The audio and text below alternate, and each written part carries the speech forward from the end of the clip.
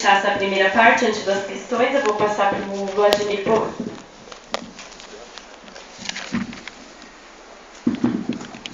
Boa tarde. Também quero agradecer o convite que foi feito participar junto com essa mesa. A vantagem do último é que praticamente todo mundo já falou o que a gente tinha que falar. A desvantagem é que a gente tem que criar algo de novo porque está aqui, não é? Tem que dizer alguma coisa. A pergunta feita sobre a hegemonia é muito instigante. Vocês viram que já os que vieram antes de mim têm posições diferenciadas a respeito.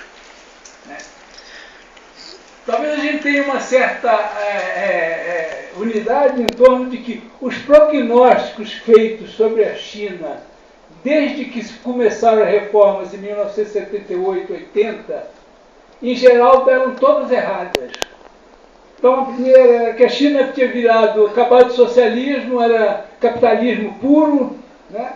De que a China ia afundar por causa dos bancos podres. Ainda hoje se fala dos bancos podres chineses, embora os bancos chineses hoje já sejam dos maiores do mundo, né? De que o crescimento também não teria sustentabilidade, que o neoliberalismo ia destruir a China e a partir de 2000, já na década de 90, 2000, a China começou a bater em cima de todo mundo com o seu desenvolvimento econômico, com o seu desenvolvimento social, o que é um aspecto diferencial em relação ao que ocorre nos países capitalistas. A China, ao contrário dos países capitalistas que estão em crise, à medida que ela cresce, ela faz o seu mercado doméstico crescer. A China, em 1978, tinha cerca de 1 bilhão e 100 milhões de pessoas. Hoje tem 1 bilhão e quase 400 milhões. Naquele período, 700 milhões eram pobres e 400 milhões eram abaixo da linha da pobreza. Hoje, a discussão é se 500 milhões são classe média alta, 500 milhões são classe média, média e baixa, e o resto ainda é pobre. E abaixo da linha da pobreza, segundo a ONU, talvez existam ainda 16 milhões de pessoas nas regiões mais atrasadas do Pamir, do Xinhai, etc. Então, uma mudança impressionante do ponto de vista não só econômico, a segunda economia mundial, mas também do ponto de vista social. Como é que foi isso? Para a gente saber o problema da hegemonia, nós temos que saber também esse processo de mudança. Né? Não vou cair na armadilha do Mao, que quis ir lá atrás, 3 séculos antes de Cristo, e se enrolou totalmente. Vou tentar não me enrolar tanto, mas aproximadamente. Né?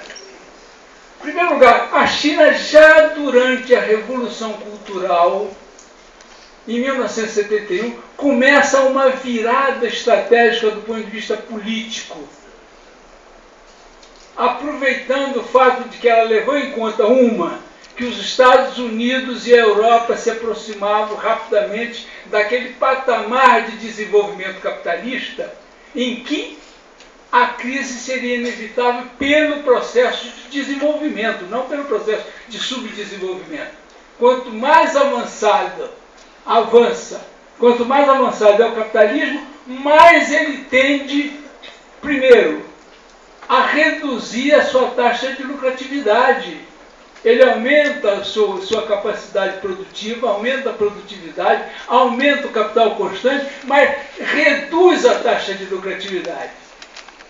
Então, já naquela época, desde a década de 70, em função disso, os países capitalistas avançados modificam, desde mais ou menos depois da Segunda Guerra Mundial, a sua relação com os outros países do mundo, principalmente com os que estavam saindo do processo de colonização, e começam a exportar plantas industriais para esses países. O Brasil viu isso com o Juscelino, depois viu com a ditadura militar, exportações de capitais para o desenvolvimento industrial dos países subdesenvolvidos. Não vou entrar na discussão em torno disso, porque nós estamos tratando da China, mas o fato é que essa queda da lucratividade dos países avançados capitalistas avançados, é que obriga o capitalismo a exportar plantas para conseguir obter a chamada mais-valia absoluta dos países mais atrasados, onde tinha matérias-primas mais diretas, tinha preços mais baratos de mão de obra e tudo mais.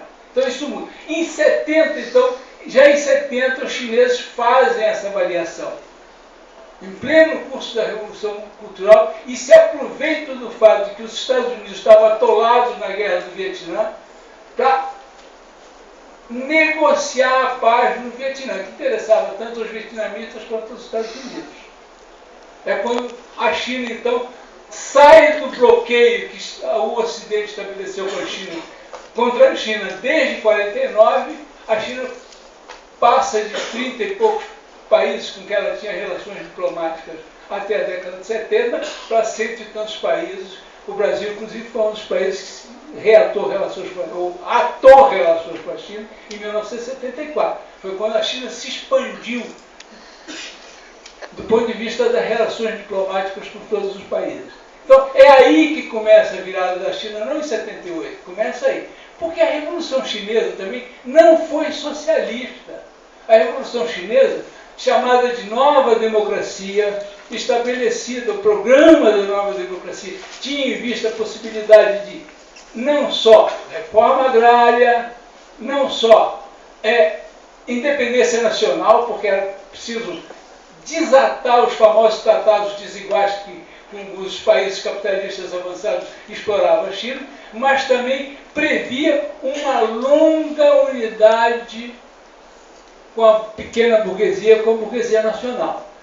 Esse termo político, do ponto de vista dos partidos comunistas em geral, significa o quê? Se você faz unidade com a burguesia nacional, significa que se você se instala como poder dirigente do processo socialista, você vai ter que admitir uma multiplicidade de formas de propriedade, não só socialistas, mas também capitalistas e intermediárias. Isso está no programa de 1946 do Partido Comunista Chinês. Em geral, os estudiosos da China têm medo de tratar. Por que eles não conseguiram aplicar isso no período que vai até 78? Dos problemas foi o bloqueio econômico ocidental. A China ainda tenta manter Hong Kong e Macau como portas de negociação com o Ocidente, mas tem pouco efeito, né? Segundo, se desenvolve no campo chinês uma brutal luta de classes. O campesinato chinês, como diz não só esse mal, mas o outro mal também chinês, foi sempre uma classe extremamente combatente e revolucionária. O Lin Biao, não é isso? Lin Biao, que foi o primeiro imperador Han, da dinastia Han, que sucedeu a dinastia Qin, era um camponês. Então, vários camponeses na história chinesa que dirigiram a revolta se transformaram em novas dinastias. Isso não existe na história de nenhum outro país do mundo. E logo depois de 49, 50, se desata também uma brutal luta de classe no campo. Por quê? Porque a reforma agrária chinesa não só distribuiu terra para os camponeses, mas também deu terra para os latifundiários, os chamados shenxi, sensatos, não é isso? Os latifundiários, para que eles também não fossem aniquilados como pessoas humanas, porque senão iam fazer o quê? Então, isso desenvolve uma brutal luta de classe e todo o processo posterior foi direcionado em grande parte por essa luta de classe no campo. A população chinesa era 90% da população chinesa, até um tempo atrás. Então, se nós não levarmos em conta essas mudanças que ocorrem a partir de 1970, nós não vamos entender depois a abertura de 78. Se vocês olharem bem a abertura de 78, que tem similaridade com a NEP soviética, e mais do que isso, ela é um retorno ao programa de 46, a gente vai entender melhor todo o processo posterior. Porque, na realidade, o que se decide, o próprio Deng Xiaoping reconhece que é uma retirada estratégica, muito parecida com a retirada estratégica que deu origem à Grande Marcha, em 1935, mas estabelece então que a China precisa se industrializar, aproveitando-se não só das empresas estatais que ela tinha instituído até então, mas também do fato de que o capitalismo internacional, o grande capital, estava em dificuldade para se manter e tinha necessidade de exportar capitais. A China então decide aproveitar essa situação favorável do ponto de vista dos capitais internacionais.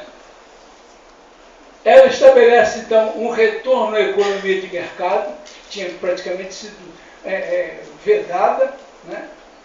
Mas ela combina isso não só com condicionalidades aos investimentos estrangeiros, que a partir de 79 se abre para os investimentos estrangeiros, mas também com desenvolvimento social que inclui distribuição de renda, inclui educação universal e uma série de outras medidas, no sentido de que o conjunto da população chinesa se aproveite do processo de desenvolvimento.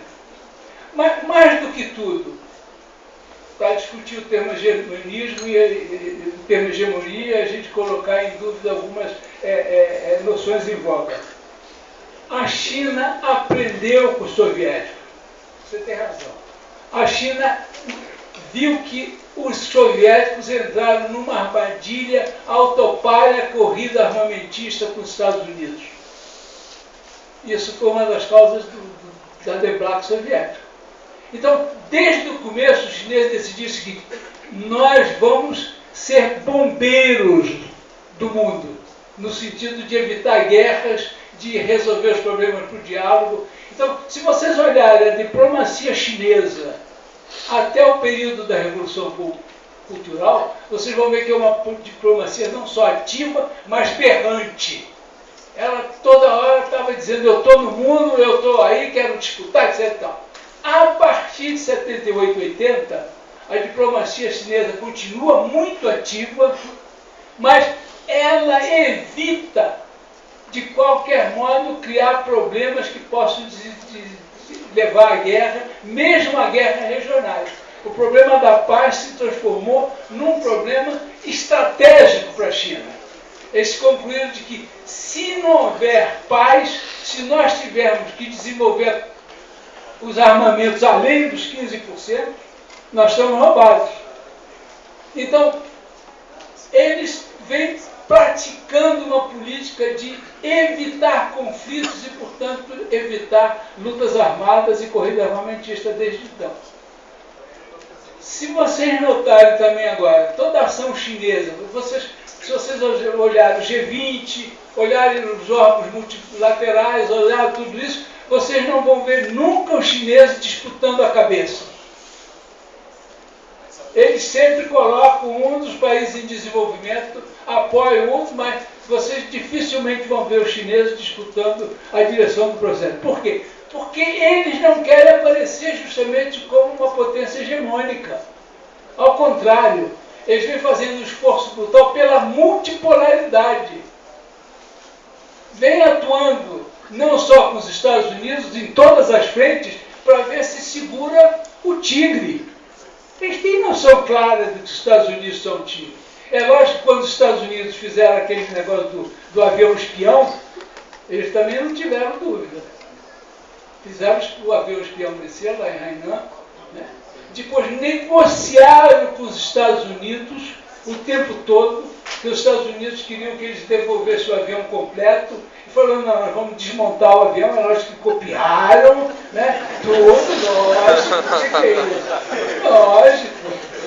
Exigiram indenização dos americanos, depois indenizaram pela morte do piloto chinês, não é isso? Indenizaram pelo tempo que o avião ficou lá, mas eles também não falaram nada, ficaram quietos, toda a ação chinesa atualmente é isso. Então a minha tese é justamente o contrário. Eu acho que os chineses vão fazer todo o esforço possível para ter pelo menos os BRICS como países disputantes do processo hegemônico, para diluir o processo da disputa e para eles terem mais uns 100 ou 200 anos de paz, para eles chegarem realmente a ser uma potência que congregue todo o povo chinês.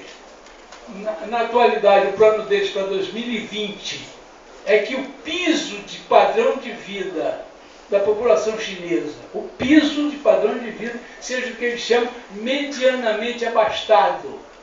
Ou eles pegam os belgas como exemplo de padrão de vida. Então vocês imaginam a China de padrão de vida belga. Tá? É lógico que isso inclui enormes relações internacionais, inclui uma disputa complicadíssima com os Estados Unidos, com a Europa. Né? O europeu que sempre boicotou, agora ele está correndo atrás, porque viu que está perdendo. A China tem uma vantagem estratégica brutal, que é o quê?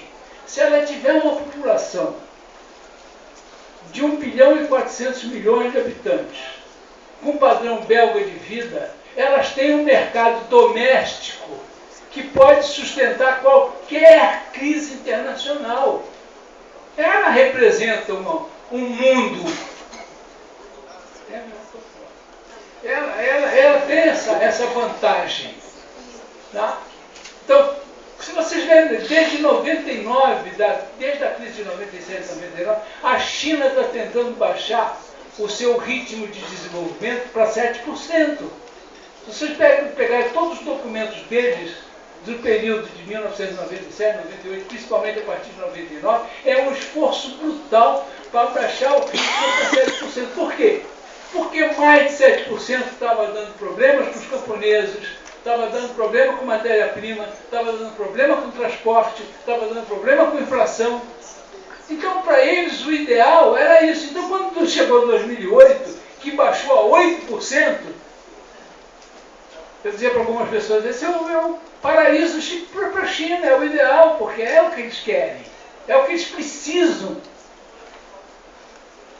Então, esse negócio de China aterrissar, vai quebrar, etc., mais uma vez, na minha opinião, os prognósticos atuais sobre um possível problema chinês não vão acontecer. Eu acho que os chineses vão continuar com o processo de desenvolvimento de longo prazo que eles vêm tendo desde 78, 80, tá?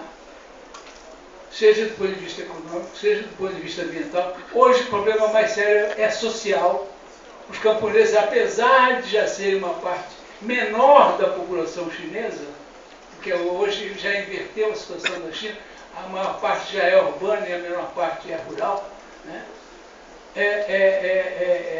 Eles estão tentando resolver isso seriamente, com um plano, justamente, o plano atual deles, desse plano quinquenal, é resolver o problema social deles, resolver o problema da infraestrutura do resto do país, para poder, então, continuar. O resto a gente pode discutir, eu vou firme no tempo meu, o resto, se surgirem respostas e eu puder responder, ficarei muito grato.